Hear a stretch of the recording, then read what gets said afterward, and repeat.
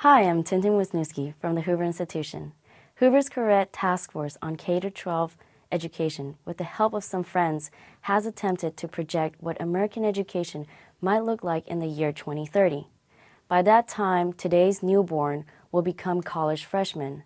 The task of looking so far ahead while refreshing is also quite formidable. We invite you to join us in this predictive video presentation in search for solutions to the challenges that American education faces in the years ahead. For more information about this project, please visit our website at americaneducation2030.com. Chester Finn is a senior fellow at the Hoover Institution and chairman for the Career Task Force on K-12 education, where he specializes in education policy and education reform. He describes the expansion of school choice between 2010 and 2030 and shows how obstacles to still greater expansion could be overcome. It's the year 2030, and the world of school choice in American primary secondary education has evolved dramatically from the old days of 2010. Almost every child in America is now able to exercise some kind of school choice, or their family is.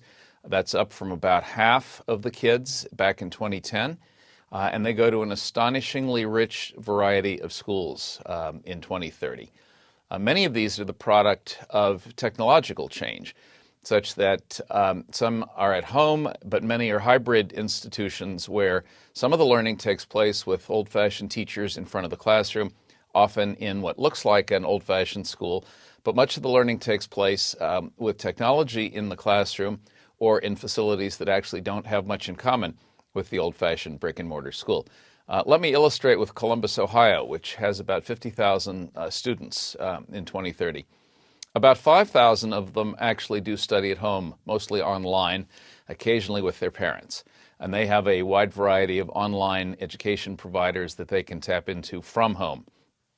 About another 10,000 attend what we'd call old-fashioned brick-and-mortar schools. They look like schools, they smell like schools, the classrooms resemble those of old-fashioned schools, with a teacher at the head of the class providing most of the instruction. But the other 35,000 young people in Columbus, Ohio, attend an amazing variety of mostly hybrid educational institutions in all sorts of physical facilities, with partly online, partly face-to-face instruction.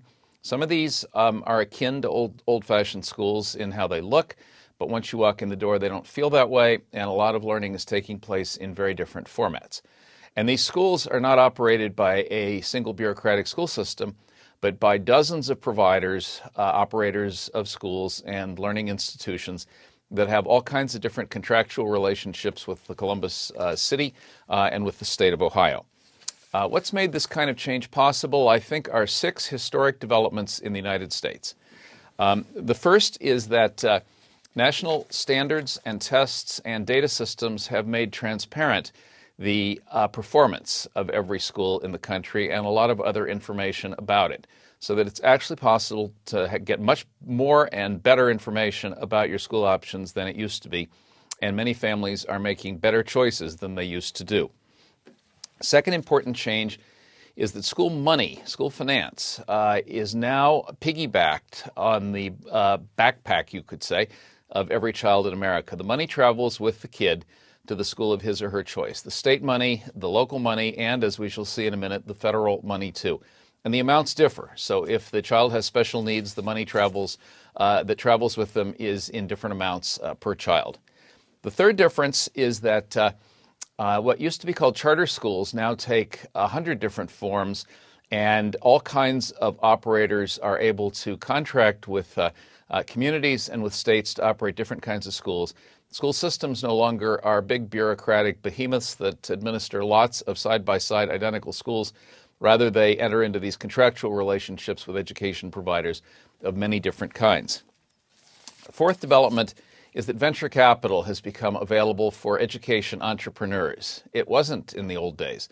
But now, with a whole lot of valuable changes in state and federal tax law, venture capital is now a rewarding investment, just as it used to be back in the old days when it was used for things like green technology and energy-efficient cars and things like that. The fifth development is that federal education policy has changed. And so children who are eligible for help from the federal government, for example, disabled kids or very poor kids, the money travels with them too. It no longer is sent to a state or district to be administered centrally. It's now part of that backpack of money that goes with the child to the school of his or her choice. And the sixth and final development is that states have rewritten their compulsory attendance laws. Those are the rules that say you have to go to school. Well, what is a school? It used to have a rather homogeneous definition, and those laws have been liberalized so that many different kinds of education providers qualify as schools for purposes of the compulsory attendance law. The upshot of all this is that choice is universally available to American children. Lots more of them are taking advantage of those options, particularly poor and minority kids. And the remarkable news is that student achievement is beginning to inch up, and the achievement gaps that so troubled us back in 2010 are beginning to narrow. This has been an astonishingly promising and I think fruitful set of developments for American education, and I'm really glad that it's happened between 2010 and 2030. Thank you very much.